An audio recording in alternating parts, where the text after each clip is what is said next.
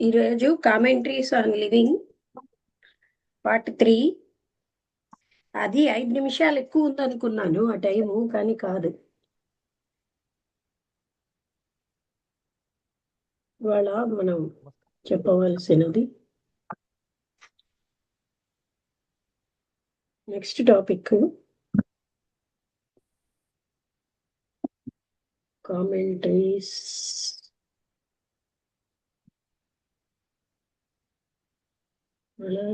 వచ్చింది. నమస్తే మేడం, అందరికీ నమస్కారం. నమస్తే అండి. ఇవాళ చెప్తున్నాను టాపిక్. నిన్న ఏం టాపిక్ అయింది అంటే నిన్న సెల్ఫ్ ఇంట్రెస్ట్ అయిపోయింది మేడం. డీకేస్ ద మైండ్ కదా.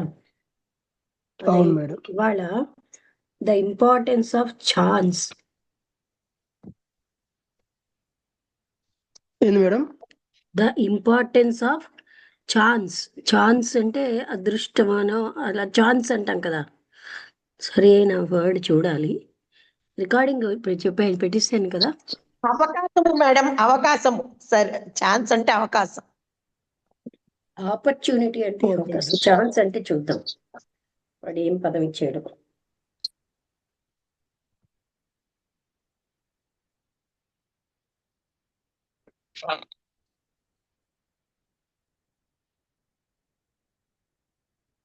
Importance of chance. Chance meaning in Telugu అవకాశం అనే ఇచ్చాడు మీరు అన్నట్టుగా. మీరు చూసారా? వాడతాము. నీకు భలే ఛాన్స్ వచ్చిందంటే నీకు భలే అవకాశం వచ్చిందిరా అని అంటూ ఉంటాం. Impregnable meaning in Telugu, implicit meaning in Telugu అని రెండు ఇచ్చాడు. అవ్యక్తమైన ఇచ్చాడు. చూద్దాం. అదే ఇంపార్టెన్స్ ఆఫ్ ఛాన్స్. తెలుగులో సాధారణంగా వాడుతూ ఉంటాం, అందుకోసం నాకు వెంటనే గుర్తొచ్చింది. ఒక పదానికి చాలా మీనింగ్లు ఉంటాయి కదా. అంటే ఇక్కడ chance meaning in Telugu chance అంటే a possibility of something happening. అంతే, అవకాశం. The occurrence of events in the absence of any obvious intention or cause. ఏ కారణం లేకుండా జరిగేటటువంటి సంఘటన, అది కూడా ఛాన్సే. ఓకే అండి, చెప్తారా? ఓకే మేడం, ఒకసారి ఉండండి, కట్ అయింది, ఇది స్క్రీన్ కట్ అయింది. Okay okay madam. అందరికీ నమస్కారం. ఓం శ్రీ సద్గురుభ్యో నమః. ఈరోజు తేదీ 7వ తేదీ జనవరి నెల, బుధవారము, 2026వ సంవత్సరము. ఈరోజు మన గ్రంథము the commentaries on living part 3. ఈ గ్రంథంలో ఈరోజు subject the important of chance అనే సబ్జెక్ట్ మీద శ్రీ లక్ష్మీ మేడం గారు సత్సంగ భాషణం చేస్తున్నారు. అంటే కారణం లేకుండా జరిగేటటువంటి పని అన్నమాట. ఛాన్స్ అంటే మనకి ఛాన్స్ వచ్చింది అంటారు, అంటే కార్యకారణ సంబంధం లేకుండా. Large block had made a path through the grass across a stretch of sand. అంటే అక్కడ నల్లటి చీమలు పెద్దగా ఉన్నవి, అవి ఏంటంటే ఆ గడ్డిలో ఒక దారి చేసాయి. అది ఏంటంటే అక్కడ ఇసుకతోటి over a pile of rubble and through the gap in an ancient wall. అక్కడ ఏదో ప్రాచీనమైన ఒక గోడ ఉందన్నమాట. ఆ గ్యాప్ లో అవన్నీ కలిపి ఒక మార్గాన్ని చేసాయి. ఒక కొంచెం దూరంలో ఆ వాల్కి ఒక కన్నం ఉంది, అదే వాళ్ళ ఇల్లు. అక్కడ అద్భుతమైనటువంటి అవి రావడం పోవడం చేస్తున్నాయి ఆ మార్గంలో. అక్కడ ఎంతో అంటే అంతులేని, అంటే స్టాప్ లేని సౌండ్. అది రకరకాల డైరెక్షన్స్ లో ఉంది. ప్రతి చీమ కూడా కొంచెం సంకోచిస్తోంది అక్కడ వెళ్తూ ఉంటే. వాటి తలలు అవి ఏం చేస్తున్నాయంటే వాళ్ళు ఒకళ్ళ తలలో ఒకళ్ళు టచ్ చేస్తున్నాయి. ఆ తర్వాత మళ్ళీ వెళ్ళిపోతున్నాయి. అక్కడ వేల కొలది చీమలు ఉన్నాయి. ఎప్పుడైతే సూర్యుడు పూర్తిగా తల మీదకి వచ్చి అంత ఎండ వచ్చినప్పుడు ఆ మార్గం అన్నది ఆ చీమలు లేకుండా అయిపోతుంది. అప్పుడు వాటి యొక్క పనంతా వాటి యొక్క నెస్ట్ అంటే వాటి ఇంట్లోనే చుట్టూరా ఉంటుంది, ఆ గోడకి దగ్గరగా. అవి ఏం చేస్తున్నాయంటే తవ్వుతున్నాయి అన్నమాట. అవి ప్రతిదీ ఒక్కొక్క ఇసుకని రేణువుని బయటకు తీసుకొస్తున్నాయి. లేకపోతే ఒక చిన్న రాయిని కానీ లేకపోతే మట్టిని కానీ మీరు నెమ్మదిగా అక్కడ నాక్ చేస్తే ఆ గ్రౌండ్ మీద చిన్నగా కొడితే అక్కడ అవన్నీ ఇటు అటు అయిపోతాయి. అవన్నీ కూడా ఆ హోల్లోంచి బయటకు వచ్చేస్తాయి. ఎవరు ఇలా ఇంత ఈ దొండగీడు ఎవడని చూడడానికి. మళ్ళీ అవి వెంటనే సెటిల్ అయిపోతాయి, వాటి పనిలో కంటిన్యూ అవుతాయి. సూర్యుడు ఆ పశ్చిమంగా ఉన్నంతసేపు ఆ సాయంత్రం గాలి చాలా ఆహ్లాదంగా చల్లగా వీస్తోంది మా పర్వతాల నుంచి.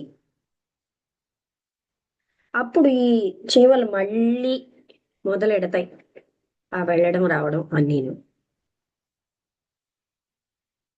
అప్పుడు మళ్ళీ చీమలు సైలెంట్ ఆ గ్రాస్ మీద, అంటే వాటి యొక్క సైలెంట్ ప్రపంచం మొదలవుతుంది ఆ గడ్డి మీద. అక్కడ ఉన్నటువంటి ఇసుక అవిను తేవడం పోవడం. అవి ఆ మార్గం గుండా చాలా దూరం వెళ్తున్నాయి. అవి ఎన్నోటినో వేటాడుతూ ఎన్నో కనిపిస్తూ ఉంటాయి వాటికి. అంటే ఉదాహరణగా ఆ గ్రాస్ హోపర్ అంటే మిడత, దాని యొక్క కాలు, ఒక చనిపోయినటువంటి కప్ప, అలాగే పక్షి యొక్క అవశేషాలు, సగం తిన్నటువంటి ఒక బల్లి, అలాంటివన్నీ ఏదో ఒక ధాన్యం ఇలా అవి వాటి ఆహారంగా అవి తీసుకెళ్తాయి. ప్రతిదీ కూడా భయంతోనే అటాక్ చేస్తున్నాయి, భయం అంటే కోపంతో. ఏదైతే వాళ్ళు మొయ్యలేకపోతున్నారో అక్కడే తినేస్తాయి ఆ స్పాట్లోని. లేకపోతే ముక్కలు చేసి ఇంటికి తీసుకెళ్తాయి. అక్కడ ఉన్నటువంటి వర్షం ఆగిపోయింది. వాటి యొక్క నిరంతరాయమైనటువంటి ఆ పని, చిట్ట చివరి చుక్కలు, వర్షపు చుక్కలు అయ్యాక బయటకు వచ్చేస్తాయి. మీరు కానీ మీ వేలు ఆ మార్గంలో పెడితే అవి దాని చుట్టూరా వచ్చేస్తాయి. కొన్ని ఏమో మీ వేలు మీద ఎక్కిపోతాయి, మళ్ళీ కిందకు వచ్చేస్తాయి. అక్కడ ఉన్నటువంటి ఆ ప్రాచీనమైన గోడకి దాని జీవం అన్నది ఉంది. ఆ చివర్లో హోల్స్ ఉన్నాయి. అక్కడ ఆకుపచ్చటి చిలకలు చుట్టూ తిరుగుతూ వాటి యొక్క ఎర్రటి ముక్కులతో, అంటే వాటి యొక్క గూళ్ళు కట్టుకుంటున్నాయి. అవి కొంచెం సిగ్గుపడుతూ ఉంటాయి. మీరెవరు దగ్గరగా వెళ్ళడం వాటికి నచ్చదు. అక్కడ ఉన్నటువంటి ఆ ఎర్రటి ఇటుకల మించిను అవి ఏంటంటే అరుస్తూ వాటిని వేలాడుతూ మీరేం చేయబోతున్నారో చూస్తూ ఉంటాయి. వాటికి దగ్గరగా మీరు వెళ్ళకపోతే అవేమోని వాటి యొక్క కన్నాల్లోకి వెళ్ళిపోతాయి. వాటి ఆకుపచ్చటి తోకే బయటకు కనబడుతూ ఇంకొక రకమైనటువంటి, అవి ఎప్పుడు తిన్నగా ఎగరవు, ఇటు అటు తిరుగుతాయి. ఆ ఈకలు మాయమైపోతూ ఉంటాయి. వాటి యొక్క ఎర్రటి ముక్కు మాత్రం బాగా తీర్చిదిద్దబడి ఆకుపచ్చటి తలలు కనిపిస్తూ ఉంటాయి. అవన్నీ కూడా రాత్రి కోసమని వాటి గోళ్లలో వచ్చి ఉండిపోయి, అక్కడ ఒక పాతది అయినటువంటి ఒక సమాధి చుట్టూరా ఒక గోడ ఉంది. అది ఆ సమాధి యొక్క డోమ్ అన్నది సూర్యకిరణాలు, చివరి సూర్యకిరణాలు దాని మీద పడుతున్నాయి, అది ప్రకాశిస్తున్నాయి. వాటి లోపల నుంచే, దాని లోపల నుంచే లైట్ వస్తున్నట్టుగా ఉంది. ఆ స్ట్రక్చర్ అంతా చాలా జాగ్రత్తగా నిర్మించారు, అద్భుతంగా, మంచి కొలతలతో. ఒక్క లైన్ కూడా అది అతిక్రమించకుండా అది ఆ సాయంత్రపు ఆకాశంలో కిందని ఆ భూమి కంటే అది స్వేచ్ఛగా ఉంది. అన్నీ కూడా చాలా తీవ్రంగా జీవితంతో ఉన్నాయి. అక్కడ ఉన్నటువంటి సనాతన ప్రాచీనమైనటువంటి ఆ సమాధి, అక్కడ ఎర్రటి ఇటుకలు, ఆకుపచ్చటి చిలకలు, బిజీగా ఉన్న చీమలు, దూరంగా ఉన్న ట్రైన్ విజిలు, ఆ సైలెన్సు, అక్కడ ఉన్నటువంటి నక్షత్రాలు ఆ జీవితం యొక్క సంపూర్ణత్వంలో అవి మునిగిపోయి ఉన్నాయి. ఏదో ఒక ఆశీర్వచనం అనిపిస్తోంది. అక్కడ లేట్ అయినా సరే వాళ్ళు రావాలనుకున్నారు. మేము అందరం రూమ్లోకి వెళ్ళిపోయాం. లాంతర్లన్నీ కూడా వెలిగించబడ్డాయి. ఆ తొందరలో ఒకటి విరిగిపోయింది. మిగతా రెండు కూడా వాటి యొక్క లైట్ ఇస్తున్నాయి మేము ఒకరినొకరు చూసుకోవడానికి. మేము అందరం సర్కిల్లోని నేల మీద కూర్చున్నాం. ఒక ఆయన క్లర్క్ అనమాట, ఒక ఆఫీస్లో. ఆయన చిన్నవాడు, భయంగా ఉన్నాడు. ఆయన చేతులని ఎప్పుడూ నిశ్చలంగా లేవు. ఇంకొక ఆయనకి ఇతనికంటే ఎక్కువ ధనం ఉన్నట్టుంది, ఎందుకంటే అతనికి ఒక షాప్ ఉంది. ఆయన ప్రపంచంలోకి దూసుకు వెళ్తున్నట్టుగా, మార్గాన్ని వెళ్తున్నట్టుగా ఉన్నాడు. చాలా లావుగా, చాలా అంటే ఫ్యాట్గా ఉన్నాడు. ఆయన సులువుగా నవ్వుతున్నాడు, ఇప్పుడు సీరియస్గా ఉన్నాడు. మూడో వ్యక్తి ఒక ముసలివాడు అన్నమాట. ఆయన రిటైర్ అయిపోయారు. ఆయన ఏం ఎక్స్ప్లెయిన్ చేస్తున్నాడంటే, ఇప్పుడు ఆయనకి మన మతపరమైన గ్రంథాలన్నీ చదవడానికి ఎంతో టైం ఉంది, పూజ చేయడానికి, మతపరమైనటువంటి ఉత్సవాలు చేయడానికి చాలా టైం ఉంది. నాలుగో ఆయన ఒక ఆర్టిస్టు. ఆయనకి పొడుగైన జుట్టు. ఆయన నిశ్చలమైన కన్నుతో చూస్తున్నాడు. ప్రతి కదలికని, ప్రతి సైగని ఏది ఆయన మిస్ అవ్వకుండా చూస్తున్నాడు. మేమందరం కొంతసేపు సైలెంట్గా ఉండిపోయాం. ఆ తెరిచున్నటువంటి కిటికీ ద్వారా 1-2 నక్షత్రాలు కనబడుతున్నాయి. అక్కడ మల్లెపూల యొక్క గట్టి ప్రగాఢమైన వాసన ఆ రూమ్లోకి వస్తుంది. ఇది చదివినట్టున్నాం కానీ మళ్ళీ చదువుదాం, చాలా మంది వినలేదు.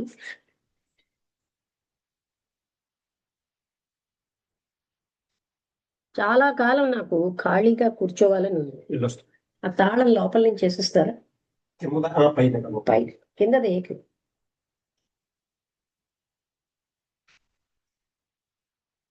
నాకు చాలా కాలం, చాలాసేపు కూర్చోవాలని ఉంటుంది అంటూ ఆ వ్యాపారస్తుడు చెప్పాడు. ఇది ఆ సైలెన్స్ ఫీల్ అవ్వడం అనేది ఒక బ్లెస్సింగ్ అనిపిస్తుంది. దానికి ఒక హీలింగ్ ఎఫెక్ట్ ఉంటుంది. నా యొక్క ఇమీడియట్ ఫీలింగ్స్ అవి చెప్పి నేను టైం వేస్ట్ చేయదలుచుకోలేదు. నేను ఏదైతే మాట్లాడాలనుకున్నానో దాంతో నేను బాగానే ఉన్నాను. నాకు ఒక శ్రమతో కూడిన జీవితం. చాలామంది ఇతరుల కంటే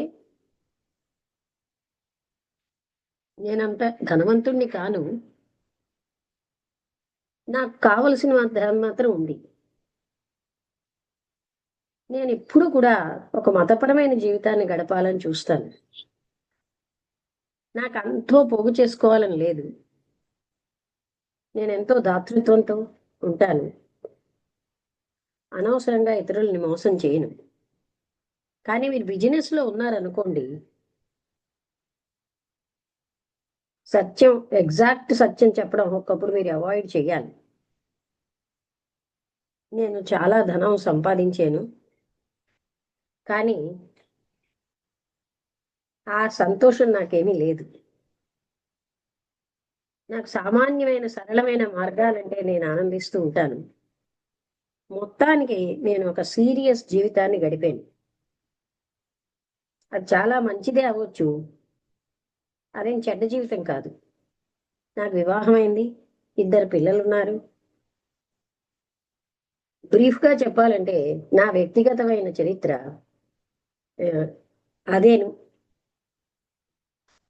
మీ పుస్తకాలు కొన్ని నేను చదివాను, మీ యొక్క డిస్కోర్సెస్ అంటే లెక్చర్స్కి అటెండ్ అయ్యాను. నేను ఇక్కడికి ఒక లోతైనటువంటి మతపరమైన జీవితం ఎలా గడపాలని సూచనలు పొందడానికి వచ్చాను. కానీ నేను ఇతర మనుషులు కూడా మాట్లాడనివ్వాలి కదా. ఇంకొక ఆయన చెప్తున్నారు, నాకు ఒక టైర్సమ్ రొటీన్ ఉంది, అంటే శ్రమతో కూడింది. నేను ఏ ఇతర జాబ్కి నాకు అర్హత లేదు అని ఆ క్లర్క్ అన్నారు. నా యొక్క అవసరాలు చాలా తక్కువే. నాకు వివాహం అవ్వలేదు. నా యొక్క పేరెంట్స్ నేను సపోర్ట్ చేయాలి. నా చిన్న బ్రదర్ని కూడా నేను సహాయం చేస్తున్నాను, కాలేజీలో ఉన్నాడు ఆయన. ఆర్థోడాక్స్ అంటే విధంగా చూస్తే నేను అంత మతపరమైన వ్యక్తిని కాను, కానీ ఈ మతపరమైన జీవితం నాకు చాలా అన్వయిస్తూ ఉంటుంది, చాలా బలంగా. నాకు ఒక్కొక్కప్పుడు తరచుగా టెంప్టేషన్ వస్తుంది, అన్నీ వదిలేద్దాం, ఒక సన్యాసి అయిపోదామని. కానీ ఒక బాధ్యత నా తల్లిదండ్రుల పట్ల, నా సోదరుడి పట్ల నన్ను సంకోచించేటట్టు చేస్తున్నాయి. నేను ప్రతిరోజు మెడిటేట్ చేస్తాను ఎన్నో సంవత్సరాల నుంచి. మీ ఎక్స్ప్లెనేషన్ రియల్ మెడిటేషన్ ఏమిటి అని విన్నాక దాన్ని నేను అనుసరిస్తున్నాను. కానీ చాలా కష్టం, కనీసం నాకు ఇది కష్టం. నేను అందులోకి వెళ్ళలేకపోతున్నాను. అంతేకాకుండా నా పొజిషన్ ఒక క్లర్క్గా రోజు పనిచేసి రోజంతా పనిచేసేటట్టు చేస్తోంది. అందుకని నాకు కొంచెం కూడా ఇంట్రెస్ట్, అంటే ఆ పనిలో నాకు ఏ రకమైన ఇంట్రెస్ట్ లేదు. హయ్యర్ ఉన్నతమైన ఆలోచన రావడానికి అవకాశం లేకుండా ఉంటుంది. కానీ నేను లోతుగా సత్యాన్ని తెలుసుకోవాలని తపిస్తున్నాను. ఆ విధంగా చేయడం నాకు సాధ్యమేనా అని, అంటే ఒకవేళ అది నాకు సాధ్యమవుతే నేను చిన్న వయసులో ఉండగానే నా జీవితం, మిగతా జీవితం అంతటినీ నేను రైట్గా జీవించగలను. అందుకని నేను ఇక్కడికి వచ్చాను. నా నా అంటే మూడో అతను చెప్తున్నారు, అంటే అతను ఎవరు, కొంచెం పెద్ద ఆయన. నా విషయానికి సంబంధించి నేను చాలా ఎన్నో గ్రంథాలు, మతపరమైన గ్రంథాలు చదివాను. ఒక గవర్నమెంట్ అఫీషియల్గా రిటైర్ అయ్యి చాలా సంవత్సరాల కిందటే రిటైర్ అయ్యాను. నా టైము నా దగ్గర, నాది, నా టైం అంతా నాదే. నాకే బాధ్యతలు లేవు. నా పిల్లలందరూ పెద్దవాళ్ళు అయిపోయారు, వివాహితులు. నేను అందుకని ఫ్రీగా ధ్యానం చేయగలుగుతున్నాను, చదవగలుగుతున్నాను, సీరియస్ థింగ్ని మాట్లాడగలుగుతున్నాను. నాకు ఎక్కువగా మతపరమైన జీవితం అంటే ఎంతో ఆసక్తి. అప్పుడప్పుడు రకరకాలైనటువంటి గురువుల యొక్క ఉపన్యాసాలు వింటూ ఉంటాను, కానీ నాకు ఎక్కడ తృప్తి రాలేదు. కొన్ని విషయాల్లో వాళ్ళ యొక్క బోధలు సంపూర్ణంగా చైల్డిష్గా ఉంటాయి, అంటే చిన్నపిల్లల్లాగా కనిపిస్తున్నాయి. ఇతరులు చాలా థీరీలు మాట్లాడతారు, అవి చాలా ఆర్థోడాక్స్గా కేవలంగా వివరణాత్మకంగా ఉంటాయి. నేను మీ యొక్క కొన్ని ఉపన్యాసాలు ఈ మధ్యనే డిస్కషన్స్ విన్నాను. మీరు చెప్పింది నేను చాలా వరకు ఫాలో అయ్యాను, కానీ కొన్ని పాయింట్స్ ఉన్నాయి నేను వాటితో ఆమోదించలేకపోతున్నాను, లేకపోతే నాకు అవగాహన అవ్వలేదని అన్నాడు. ఆమోదించడం మీరు ఎక్స్ప్లెయిన్ చేసినట్టుగా ఒపీనియన్స్కి సంబంధించింది, కన్క్లూషన్కి సంబంధించింది, ఐడియాస్కి సంబంధించింది.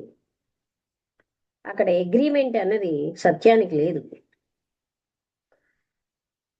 ఎవరైనా సత్యాన్ని చూడాలి, లేకపోతే చూడరు, అంతేగాని దాన్ని ఆమోదించడం అంటూ ఉండదు. స్పెసిఫిక్గా నాకు ఇంకా ఎక్కువ క్లారిఫికేషను ఆలోచన అంతం అవడం అన్న విషయంలో కావాలి అన్నారు ఆయన. ఇంకొక ఆయన, నేను ఒక ఆర్టిస్ట్ని, కానీ అంత మంచి గొప్పవాడిని కాదు, అంత అంటే గుడ్ వన్ అంటే అంత మంచిగా కాదు అంటూ ఆయన తన పొడుగాటి జుత్తుతో చెప్తున్నాడు. నేనేమనుకుంటున్నానంటే, యూరోప్ వెళ్ళి అక్కడ కళ విషయంలో అధ్యయనం చేద్దాం అనుకుంటున్నాను. ఇక్కడ సామాన్యమైన గురువులే ఉన్నారు. నాకు సౌందర్యం ఏ రూపంలో ఉన్నా అది ఆ సత్యం యొక్క ఎక్స్ప్రెషన్ లాగే ఉంటుంది. అది ఆ దైవం యొక్క వ్యక్తీకరణ లాగా ఉంటుంది. నేను పెయింట్ చేయడానికి ముందు నేను మెడిటేట్ చేస్తాను. అంతకు ముందున్న ప్రాచీనుల్లాగా డీపర్ అంతర్గతమైన జీవితంలో ఉన్న అంతర్గత సౌందర్యమే నాకు స్ప్రింగ్ సీజన్లో సమస్త సౌందర్యాన్ని నేను తాగుతాను అనిపిస్తోంది. అలాగే చాలా లోతైనటువంటి దృష్టితో అప్పుడు మాత్రమే అలా చూసాక నా ఆ రోజు యొక్క పెయింటింగ్ మొదలెడతాను. ఒక్కొక్కప్పుడు అది బాగానే వస్తుంది, కానీ ఒక్కొక్కప్పుడు రాదు. ఏదేమైనప్పటికీ నేను చాలా కష్టపడి ప్రయత్నిస్తాను.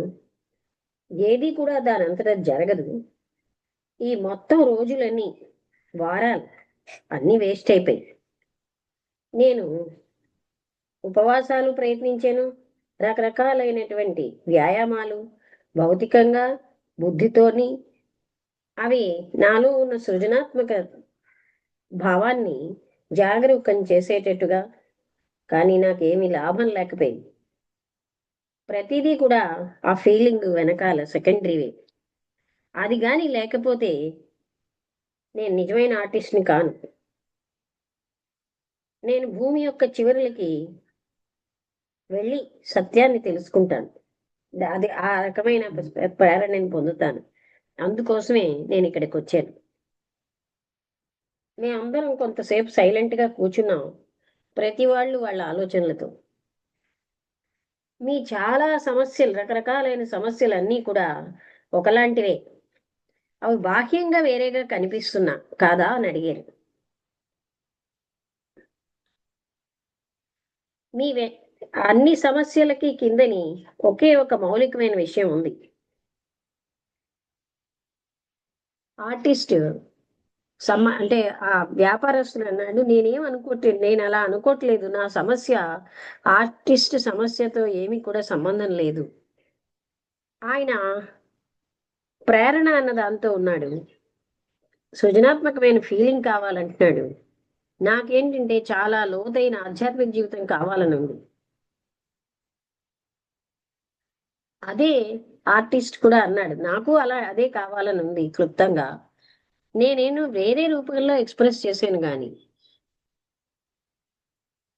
మా యొక్క పర్టికులర్గా ఉన్న సమస్య స్పెషల్గా ఉందని మేము అనుకుంటున్నాం అని ఆలోచించడం మాకు ఇష్టపడుతోంది. మా దుఃఖం అనేది సంపూర్ణంగా వేరువేరుగా ఉంది ఇతరుల కంటే. మేము సెపరేట్గా అన్ని రకాలుగా ఉన్నాం, కానీ దుఃఖమే, నీదా నాదా అని కాదు అక్కడ. ఇది మనం అవగాహన చేసుకోకపోతే ముందుకు వెళ్ళలేం. మనం మోసం చేసుకున్న వాళ్ళం అవుతాం, నిస్పృహతో ఉంటాం, విసుగుతో ఉంటాం.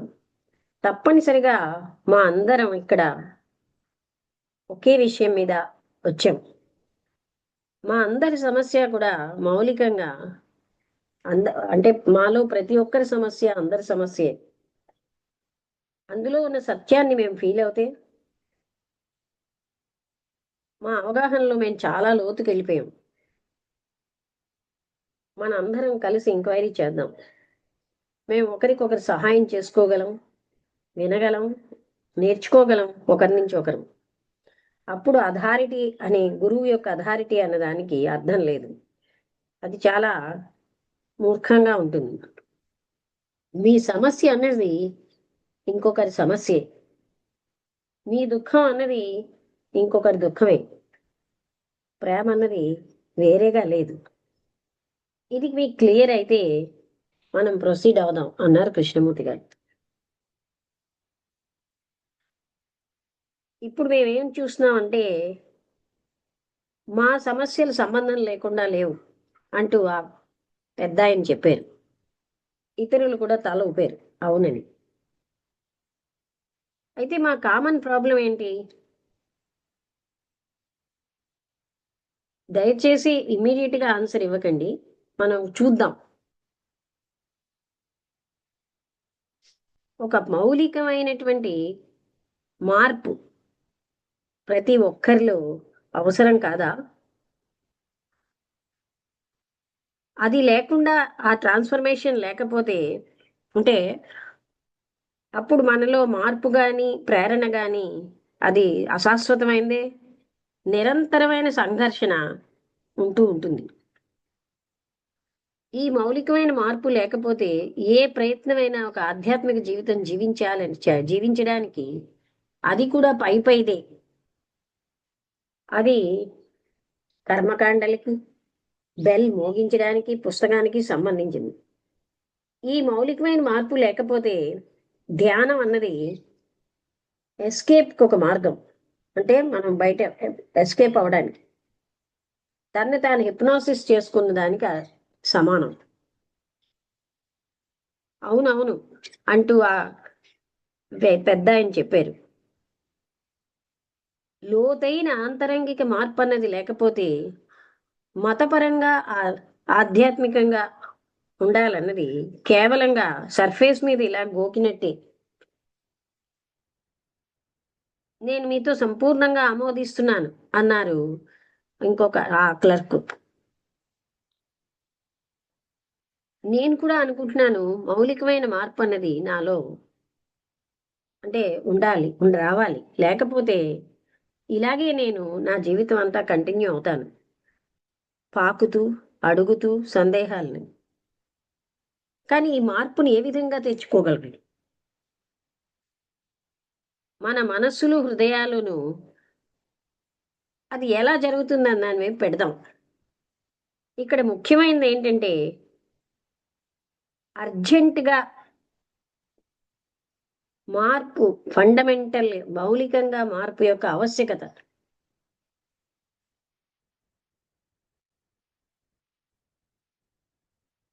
కేవలంగా ఇతరుల మాటలతోనూ మారాలి అని మాటలే కాదు, ఒక ఉద్రేకపూరితమైనటువంటి ఆ వివరణ, ప్రేరణ ఇవ్వచ్చు మీరు మారాలని. కానీ అలాంటి ఫీలింగ్ అన్నది పైనే, అది మళ్ళీ పోతుంది. మీకున్నటువంటి ప్రేరణ పోయేసరికల్లా మీ అంతటి మీరుగా ఆ మార్పు యొక్క ఆవశ్యకతను చూస్తే, ఫీల్ అవుతే, ఏ రకమైన కంపల్షన్ అన్నది లేకుండా, ఏ రకమైనటువంటి ప్రభావము, మోటివేషను అన్నది లేకుండా, అప్పుడు మీలో మౌలికమైన మార్పు అన్నది అవసరం, రాడికల్ ట్రాన్స్ఫర్మేషన్ అన్నది అవసరం అని తెలుస్తుంది. అంటే అలా కాదు. ఇక్కడ ఏం చెప్తున్నారంటే మీరు కానీ ఆ మార్పు యొక్క ఆవశ్యకతని, ఏ రకమైన కంపల్షను, నేను మారాలి మౌలికంగా అనే ప్రభావాలు బాహ్యంగా ఉన్నవి లేకుండా చూస్తే అప్పుడు ఆ ఫీలింగ్ అనేది ఆ ట్రాన్స్ఫర్మేషన్ వైపు వెళ్తుంది. ట్రాన్స్ఫర్మేషన్ అనేది చర్య జరుగుతుంది. అయితే మర్చెంట్ అడిగారు, ఏ విధంగా ఫీలింగ్ వస్తుందండి? హౌ అని అంటున్నారే, ఆ పదం అర్థం ఏమిటి? నాకు మార్పు చెందాలన్న ఫీలింగ్ లేకపోబట్టి నేను ఎలా పెంపొందించుకోవాలి? మీరు ఈ ఫీలింగ్ని కల్టివేట్ చేసుకోగలరా? అది సహజంగా రావాల్సిందే మీ లోపల నుంచి, డైరెక్ట్ అవగాహనతో. దాని యొక్క సంపూర్ణమైన ఆవశ్యకత, ఒక మౌలికమైన మార్పు కోసం. ఈ ఫీలింగ్ వల్ల మీకు దాని యాక్షన్ వస్తుంది. లాజికల్ రీజనింగ్తో కానీ మీరు ఒక ముగింపుకు వస్తే ఆ ఫండమెంటల్ చేంజ్ అవసరమని, అప్పుడు ఇంటెలెక్చువల్గా పదాలతో మీకు అవగాహన అవుతుంది. ఆ ఇంటెలెక్ట్ అంటే బుద్ధి, పదాలు అన్నవి మీలో మార్పుని తెచ్చే పనికి వెళ్ళవు. ఎందుకని అని ఆ పెద్ద ఆయన అడిగారు. అంటే బుద్ధితోటి పదాలతోటి అవగాహన చేసుకోవడం అనేది పైన ఉన్నటువంటి రెస్పాన్సే. మీరు వింటున్నారు, మీరు దానికి కారణం చూస్తారు, కానీ మీ మొత్తం అంతా హోల్ బీయింగ్ అంతా దాంట్లో ప్రవేశించట్లేదు. మీ సర్ఫేస్ మైండ్ అనేది ఆమోదించవచ్చు, మారొచ్చు, మార్పు అవసరం అని చెప్తోంది. కానీ మొత్తం మీరు అంతా మీ మనసు సంపూర్ణమైన అటెన్షన్ అటు ఇవ్వట్లేదు. అది విభజితమై ఉంది. అంటే మార్పు యొక్క ఈ యాక్షన్ అన్నది ఎప్పుడైతే టోటల్ అటెన్షన్ ఉంటే అప్పుడే అవుతుందంటారా అని ఆర్టిస్ట్ అడిగాడు. అది చూద్దాం. మనస్సులో ఒక భాగం ఒప్పుకుంటోంది మౌలిక మార్పు అవసరమని, కానీ మిగతా మనస్సు దానికి సంబంధం లేకుండా ఉంటుంది. అది నిద్రిస్తూ ఉంటుంది, లేకపోతే దానికి అపోజ్ చేస్తూ ఉంటుంది అలాంటి మార్పుని. ఇలా జరిగినప్పుడు అక్కడ ఒక వ్యతిరేకత మీ మనసులోనే ఉంది. ఒక పార్టీ ఏంటంటే మారాలని కోరుతోంది, ఇంకొకటి ఏం చేస్తోంది, సంబంధం లేకుండా ఆ మార్పుని వ్యతిరేకిస్తుంది. దీనివల్ల వచ్చిన సంఘర్షణ ఆ భాగం మారాలన్నది మిగతా భాగాన్ని అధిగమిస్తుంది. దాన్నే మనం డిసిప్లిన్ అంటాం, అణిచిడం అంటాం, అణగారిపోవడం. దాన్నే ఒక ఆదర్శాన్ని పాటించడం అంటాం. ఏ ప్రయత్నమైనా బ్రిడ్జ్ అనేది ఈ సెల్ఫ్ కాంట్రడిక్షన్ అంటే తనలో తనకున్న వ్యతిరేకత మీద ఒక బ్రిడ్జ్ తయారు చేయాలన్న ప్రయత్నం అనేది, ఆ ప్రయత్నం ఉంటుంది. ఆ గ్యాప్లో అక్కడ ఆదర్శం ఉంది, బుద్ధిపూర్వకంగా మాటలతో నిండిన అవగాహన ఉంది, మౌలికమైన మార్పు ఉండాలి అని ఒక క్లియర్గా లేని యాక్చువల్ ఫీలింగ్ అన్నది